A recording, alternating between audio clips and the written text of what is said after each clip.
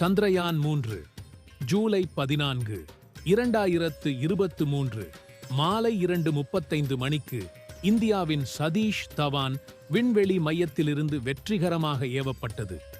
இந்தியாவின் சக்தி வாய்ந்த LVM-3 rocket இதை விண்ணில் செலுத்தியது.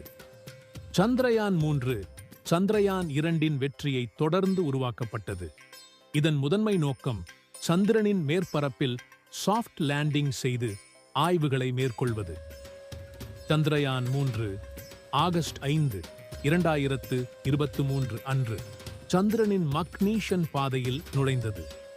சரியான இயக்கங்களின் பின்னர் விக்ரம் லேண்டர் ஆகஸ்ட் 23, 2023 மாலை 6:04 மணிக்கு சந்திரனின் தெற்கு துருவத்தில் மென்மையாக தரையிறங்கியது. இதன் மூலம் இந்தியா சந்திரனின் தெற்கு துருவத்தில் தரையிறங்கிய முதல் நாடாக மற்றும் சந்திரனில் மென்மையான தரையிறக்கம் செய்த 4வது நாடாக மாறியது.